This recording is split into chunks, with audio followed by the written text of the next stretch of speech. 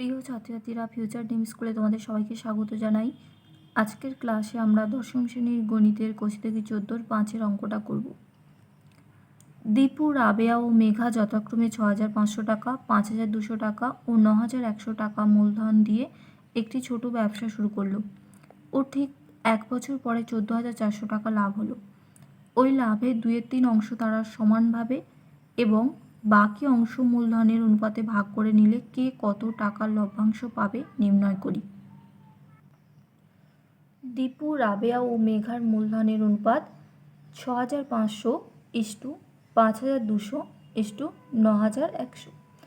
দুটো শূন্য দুটো শূন্য দুটো শূন্য বাদ চলে গেলে থাকছে 65:52:91। এটাকে যদি আমরা 13 দিয়ে ভাগ করি, 13 5 65, 13 4 52, 13 7 91, 5:4:7। তাহলে মোট অংশ সমান এই তিনটিকে যোগ করে দিলে কত হচ্ছে 16। এখন আমাদের বলে দিয়েছে ঠিক 1 বছর পরে 14,400 টাকা লাভ হলো, অতএব এখন মোট লাভ কত? 14,400 টাকা। এবার বলেছি ওই লাভের 2/3 অংশ তারা সমানভাবে এবং বাকি অংশ মূলধনের অনুপাতে ভাগ করে নিল। তাহলে ওই লাভের 2/3 অংশ তারা সমানভাগে ভাগ করবে, অতএব সমান ভাগে ভাগ হবে। লাভ হয়েছে কত? 14,400। তার কত অংশ? তার 3/2 লিখে ফেললাম আমরা। 3 একে 3, 3 4 12, 14 থেকে 12 বাদ গেলে 2 থাকে 24, 3 8 24, দুটো শূন্য। 4,800, 4,800কে 2 দিয়ে গুণ করলে কত হচ্ছে? 9,600 টাকা। এই টাকাটা সমান ভাগে ভাগ হবে কজনের মধ্যে? দেখো 1 2 3, 3 জনের মধ্যে। অতএব প্রত্যেকে পাবে 9,600 ভাগ 3। কাটাকাটি করলে 3 1কে 3, 3 3কে 9, 3 2 6, দুটো শূন্য, 3,200 টাকা। এবার দেখো এখন বাকি লাভের পরিমাণ, মোট লাভ হয়েছে কত? 14,400, আর সমান ভাগে ভাগ হলো কত? 9,600 ভাগ হয়ে গেছে। তাহলে পড়ে আছে কত?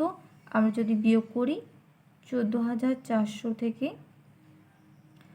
9,600 যদি বিয়োগ করি তাহলে কত পড়ে থাকছে? 4,800 টাকা। এই টাকাটা আমাদেরকে কি করতে বলেছে? এই টাকাটা বলেছে মূলধনের অনুপাতে ভাগ করতে। তাহলে বাকি লাভ মূলধনের অনুপাতে ভাগ হলে দীপু পাবে বাকি লাভ কত? 4,800 গুণ মোট অংশ কত?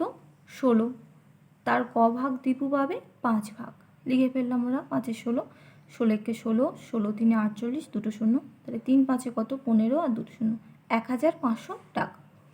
রাবেয়া পাবে বাকি লাভের পরিমাণ কত? 4,800 গুণ মোট অংশ হচ্ছে 16, তার ক ভাগ রাবেয়া পাবে? 4 ভাগ। লিখলাম 16 একে 16, 16 3 48, 0 3 4 কত? 12, দুটো শূন্য, 1,200 টাকা। ঠিক একইভাবে মেঘা পাবে 4,800 টাকা বাকি লাভ গুণ 16 ভাগের ক ভাগ? 7 ভাগ।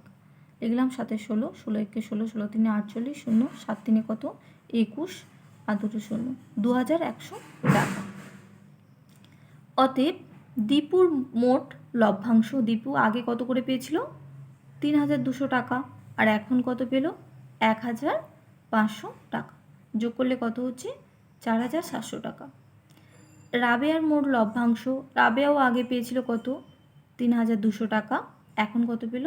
1,200 টাকা। যোগ করলে হচ্ছে 4,400 টাকা।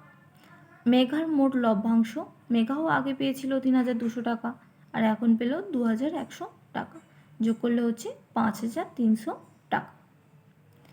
পরবর্তী গুরুত্বপূর্ণ ভিডিও পেতে তোমরা অবশ্যই চ্যানেলটাকে সাবস্ক্রাইব করো, লাইক করো এবং বন্ধুদের মধ্যে শেয়ার করো।